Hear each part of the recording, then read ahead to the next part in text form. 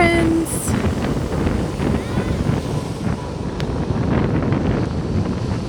Last night, I was looking up at the sky. There was a huge plane. It was oh so very close. And then there was a tiny plane, very, very far away. And the two crossed, obviously not crashed, but with much distance between them, they crossed. And it made me think of the analogy of anxiety. I wish two would cross right now, but of course they won't, because I actually have my phone and my battery is full. So think of two airplanes. Think of one closer to the land and then one farther away.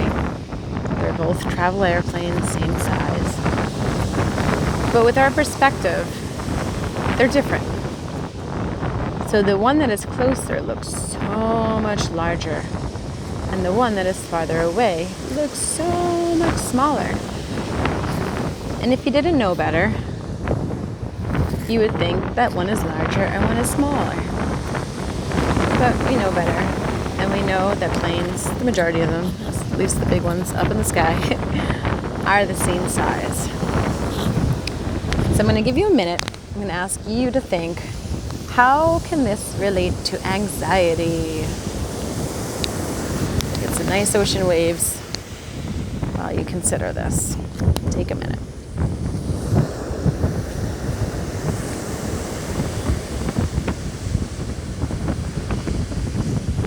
How can two airplanes in the sky, one being so close and huge, one being so far away and tiny, relate to anxiety?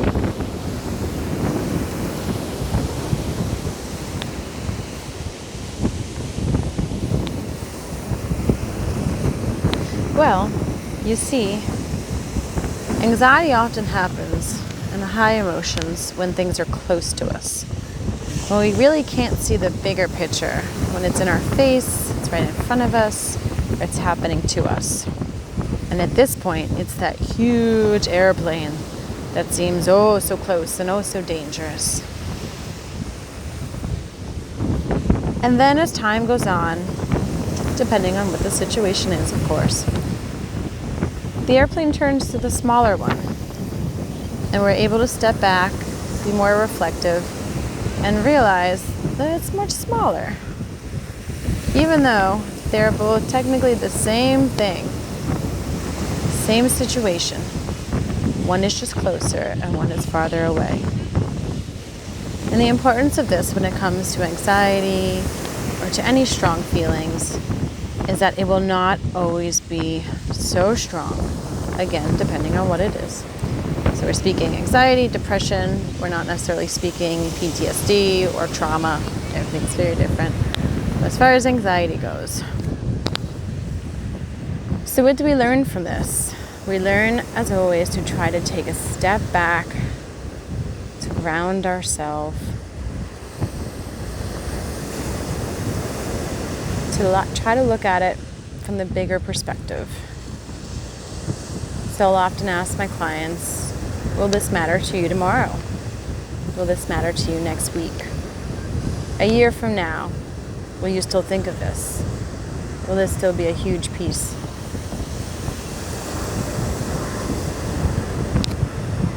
And a lot of the times the answer is no. A lot of the times clients come in and they say there's this big thing that happened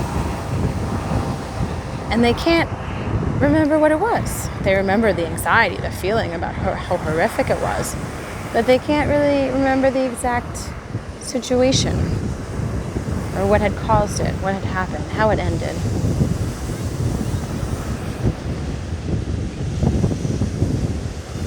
So now take a minute and think of a situation that happened recently that you felt like was the end of the world. Was something you were never going to get over, never going to get through, never going to get past. But you're always going to be stuck feeling that way.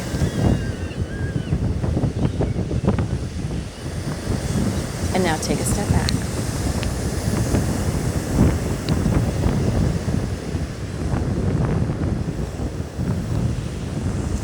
Will this matter in a week? Will it matter in a year? Will it matter in 5 years?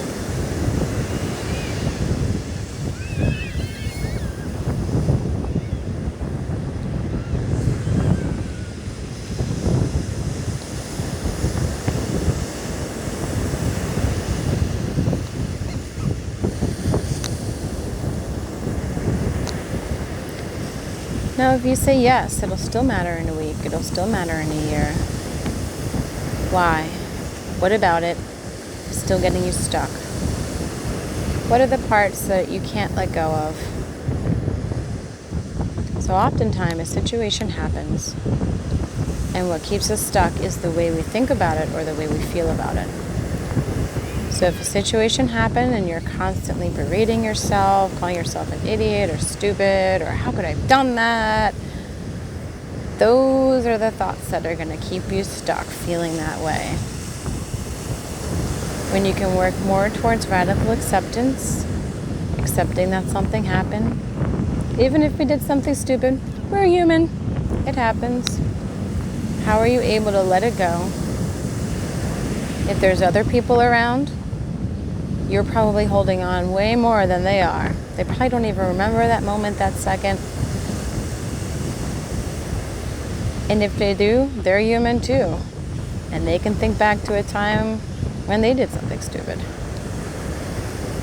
We are not perfect. We make tons and tons and tons of mistakes. That is how we grew up, how we learned. If we never made mistakes in life, we would have never learned.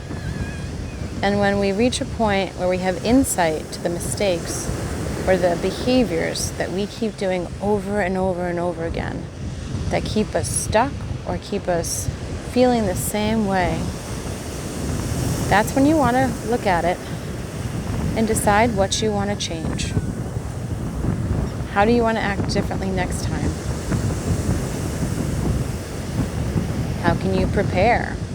How can you disengage or refrain?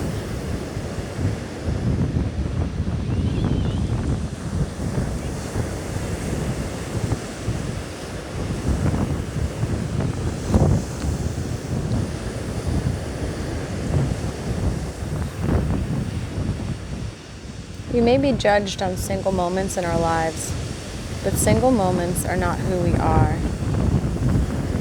They do not make up who we are as a person. They do not define us. They are simply single moments amongst a zillion others that happen.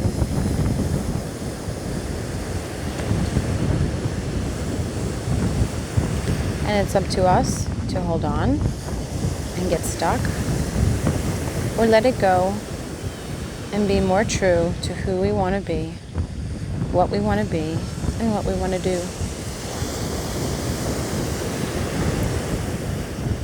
So now, as I've asked before in one or two of my other meditations and videos, what do you want to do differently tomorrow and today?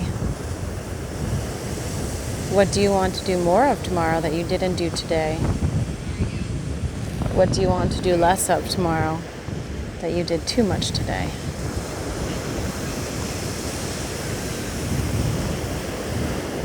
What's going to make tomorrow a better day? What's going to make it a day that by the end of it you're like, this was a good day? I chose to make this a good day.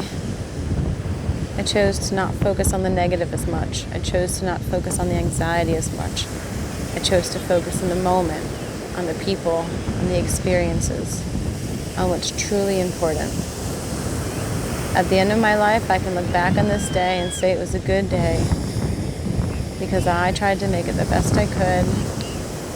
I tried to do something I enjoyed, something that made me feel good.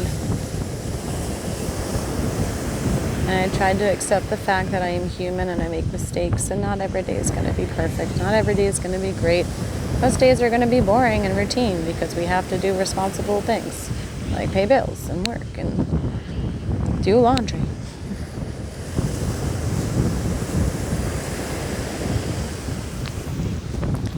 But the one thing you do have control over is how you think, what you focus on.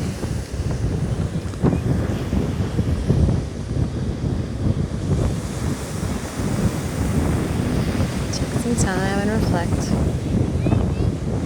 and try to have a good day, whatever that means to you. Be well.